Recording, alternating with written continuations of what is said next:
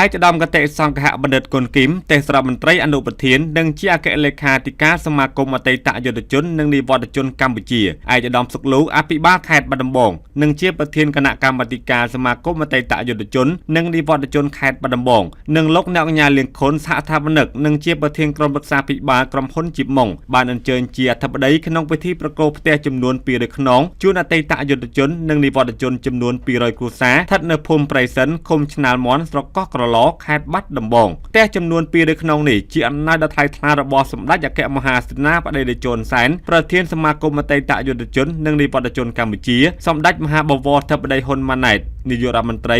និងជាអនុប្រធានទី1សមាគមអតីតយុទ្ធជននិងនិវត្តជនកម្ពុជាតាមរយៈក្រុមហ៊ុនជីបម៉ុងឯកឧត្តមគុណគីមលើកឡើងថារដ្ឋាភិបាលបានចាត់ទុកវីរភាពរបស់វីរយុទ្ធជនទាំងអស់ជាអ្នកមានគុណតម្លៃចំពោះជាតិនិងប្រជាជនក្នុងន័យនេះថ្នាក់ដឹកនាំគណៈកម្មាធិការសមាគមអតីតយុទ្ធជននិងនិវត្តជនកម្ពុជាថ្នាក់កណ្ដាលបានដោះស្រាយផ្ដោផ្ទះផ្ដោដីជូនអតីតយុទ្ធជនជាបន្តបន្ទាប់ដែលនេះជាការយកចិត្តទុកដាក់របស់សម្ដេចតេជោ ហ៊ុនសែននិងសម្ដេចធិបតីហ៊ុនម៉ាណែតក្នុងការលើកស្ទួយជីវភាពរស់នៅជូនអតីតយុទ្ធជននិងនិវត្តជនឯកឧត្តមគុណគីមបន្តថាដើម្បីលើកស្ទួយជាភាពអតីតយុទ្ធជននិងនិវត្តជននាពេលខាងមុខសមាគមអតីតយុទ្ធជននិងនិវត្តជនកម្ពុជានឹងធ្វើការផ្ដល់ដីសម្បត្តិសង្គមគិច្ចសម្រាប់បង្កបង្កើនផលដោយក្នុងមួយគ្រួសារទទួលបាន1ហិកតាអតីតយុទ្ធជនបានបង្ហាញអារម្មណ៍សប្បាយរីករាយនិងថ្លែងអំណរគុណដល់សម្ដេចអគ្គមហាសេនាបតីតេជោ ហ៊ុនសែននិងសម្ដេចមហាបវរធិបតីហ៊ុនម៉ាណែតដែលបានផ្ដល់ផ្ទះនិងដីកសិកម្មជួយលើកកម្ពស់ជីវភាពរស់នៅរបស់ពួកគាត់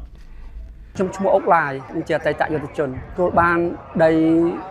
នឹងផ្ទះមួយកន្លែងហើយនឹងដីកសិកម្មមួយកន្លែងខ្ញុំសប្បាយចិត្តបាទសប្បាយចិត្តជាខ្លាំងការយកចិត្តទុកដាក់របស់សម្ដេចតេជោនិងសម្ដេចធិបតីអ្នកទាំងអស់គ្នាសប្បាយចិត្តបាទសប្បាយចិត្តក្រៃលែងសូមថ្លែងអំណរគុណដល់លោកទាំងពីរដែលបានជួយឧបត្ថម្ភដូចជាផ្ទះហើយនឹងដីកសិកម្មនៅក្នុងដីកសិកម្មហ្នឹងគេមានដាំចន្ទីឲ្យទៀតបើតាមរបាយការណ៍របស់ឯកឧត្តមសុកលូបានដឹងថាគិតត្រឹមខែមិថុនាឆ្នាំ2026អតីតយុទ្ធជននិងនិវត្តជនក្នុងខេត្តបាត់ដំបងមានចំនួន 18117 នាក់បានចូលជាសមាជិកអនកខេត្តសរុបចំនួន 11825 នាក់ក្នុងនោះមានជនពិការ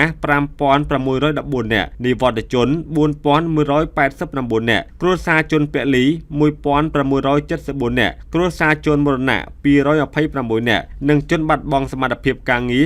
122នាក់